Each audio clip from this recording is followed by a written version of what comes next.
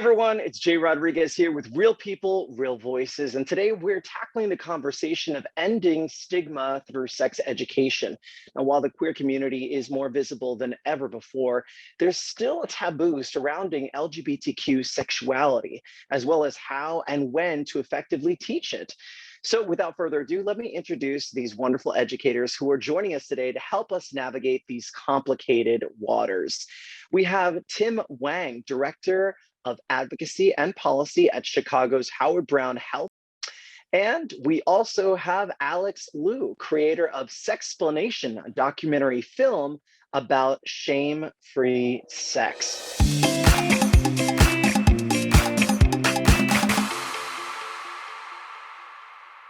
Tim, tell us about Howard Brown Health and what its mission is. So Howard Brown Health is the largest LGBTQ community health center in the Midwest United States. We have 12 clinic locations across the wonderful city of Chicago. We're also a federally qualified health center, which means that we provide all of our services, including primary care, behavioral and mental health care, sexual reproductive care, dental, anything you can imagine, all those services, regardless of a patient's ability to pay or insurance status. And our mission is to eliminate LGBTQ health disparities and also ensure that all people have access to affirming and high quality healthcare.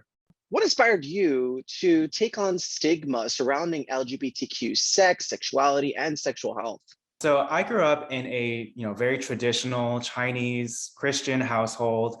We're talking about basically anything related to sex was super taboo. Definitely being gay was taboo. And so it's something that I grew up with a lot of stigma around. I didn't talk about it at all with anyone in my family. So over time, as I've become an adult, I've come to recognize how growing up in that sort of environment of extreme stigma has really impacted my own coming to terms with my sexuality, how it's impacted my own sexual health. So just coming from that background and seeing how stigma can really have an effect on health, I just think that it's so important now to just normalize sexual health and just normalize taking care of your sexual health as a regular part of taking care of your overall health. I couldn't agree more. Now, Alex, let's talk about Sexplanation and how it came to be. My documentary, A Sexplanation, is born out of my deep anger around why it's so difficult to talk about sex when you're growing up. Why it's so difficult to have good sex education when you're young. I was lucky that I had parents when I came out got me good sex education. And then I quickly realized that the curricula I needed isn't new. It's been around for decades. It's just not taught in schools.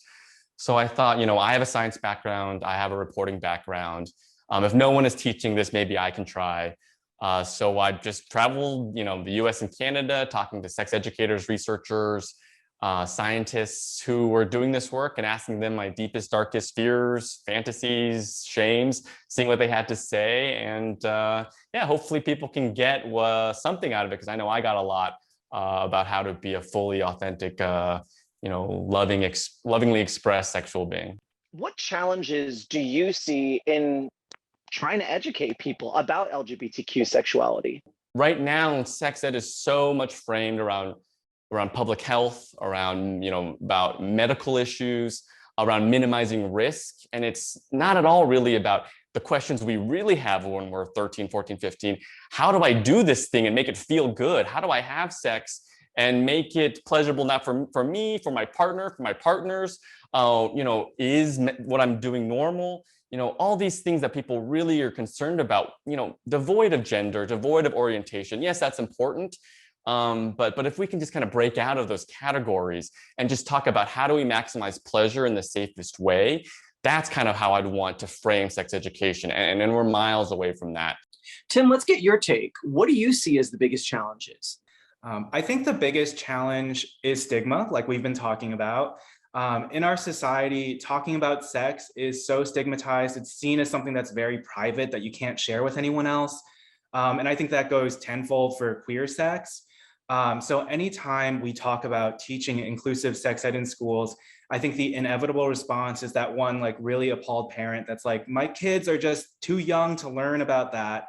So I think one way that we respond to that is, when we're talking about offering comprehensive and inclusive sex ed, it's also sex ed that's age appropriate. So maybe we don't talk about the actual mechanics of sex until people are a little bit older, but kids can certainly start learning about all the different identities that people have. They can start learning about the different relationships that people have.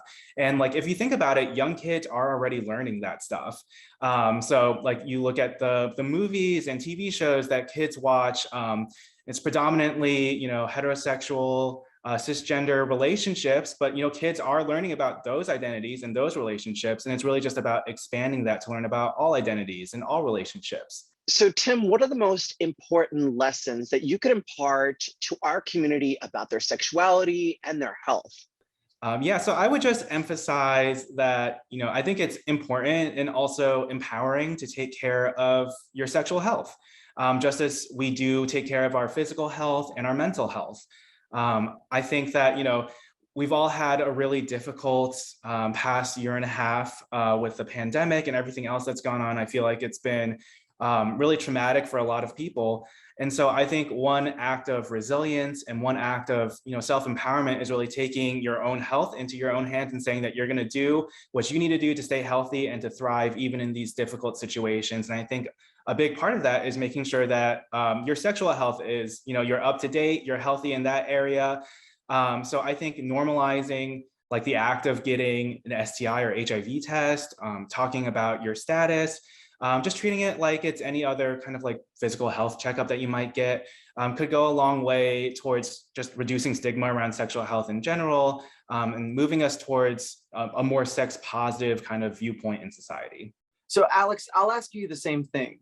When I think about myself at 13, the idea of saying I was gay made me want to kill myself, literally. And now, I made a documentary all about my sex life. It's totally, but it took 20 years of me having tiny little conversations with people who I felt comfortable with to be able to get to this point. It's difficult.